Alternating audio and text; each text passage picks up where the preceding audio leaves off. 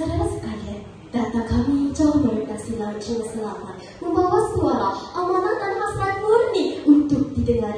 Tiada yang kami minta, hanya tekad dan cita-cita bersama untuk hidup aman dan bahagia. Maka atas pedoman yang sama, ayo sama-sama kita tekuni, kita rungkai dan kita pahami kolokasi yang mempunyai rukun negara teras identiti nasional. Terima kasih saudara penghuni acara, sanggup bermisi, div-div terhormat tuan-tuan dan puan-puan sekalian. Assalamualaikum warahmatullahi wabarakatuh dan salam sejahtera buat seluruh keluarga Malaysia madani tercinta.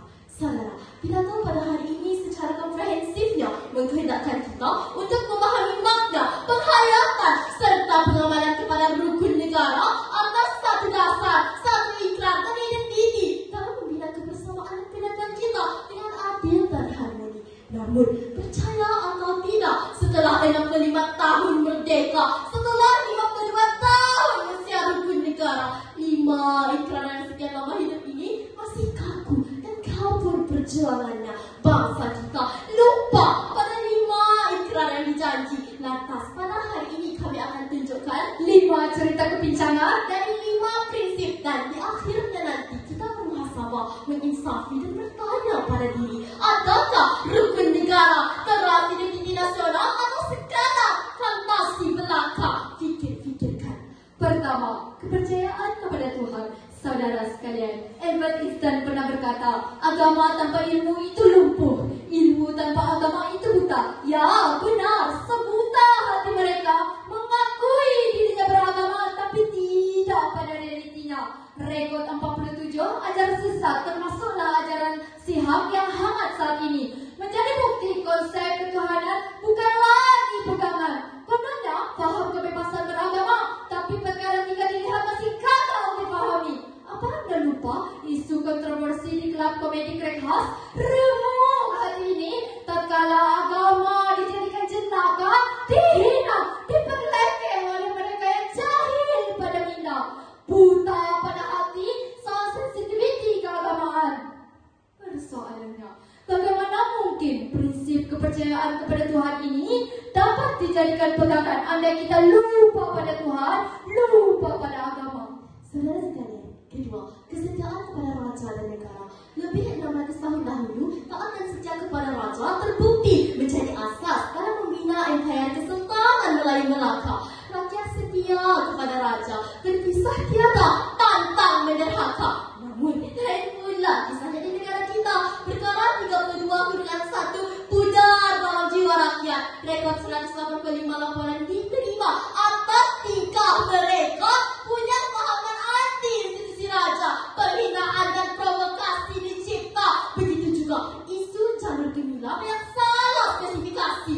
Andai rakyat terus ligat menderhaka, percayalah konsep raja berperlembagaan juga demokrasi berparlimen negara kita akan hilang kedaulatan. Fikir-fikirkan. Ketiga, keluhuran perlembagaan. Saudara sekalian, dalam mana-mana negara pasti punya perlembagaan, punya panduan ketatanegaraan sebagai rujukan dan dokumen tertinggi sesebuah negara. Perlembagaan itu ibarat akar yang memperkukuh pokok dari lebah. Malangnya di Malaysia, dokumen 183 perkara ini tergugat, dikritik dan dipertikaikan oleh bangsa sendiri. Disahkan tuntutan dalam perjanjian Malaysia Pembatas 63 NE 63 tahun 9-nya menuntut kata putus. Perkara 3, agama Islam pula dicadar dan diperlekeh. Cukup-cukuplah memperhatikan. Kita pernah resah dan garangan AFC, kumpulan pendasar artikel 11, Easter juga Sukhoi. Semua ini secara perlahan mampu merapek keluhuran perlembagaan dan menerapkan kontrak sosial yang sekian lama menjadi tunjang perpaduan kita. Keempat, kedalaman undang-undang. Saudara sekalian, Marcus Tullius Cicero, ahli falsafah undang-undang Rom, pernah mengungkapkan, katanya kebahagiaan sesebuah masyarakat itu bergantung kepada kepatuhan setiap individu terhadap undang-undang. Malangnya, kedaulatan undang-undang kita dicabar. Anda tidak percaya? Mari kami tunjukkan angka. Tahukah Anda, saat SOP dilaksana, 72 juta company kutip natijah dari rakyat yang neka. 1055 kes beneran direkodkan. 3.200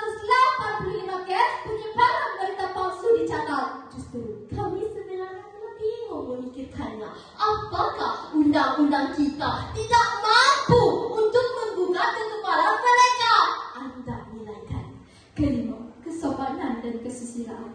Saudara sekalian, apalah artinya punya kemajuan yang diraih, pembangunan yang disaji, tapi sayang tanpa akhlak yang terpuji pada rakyatnya.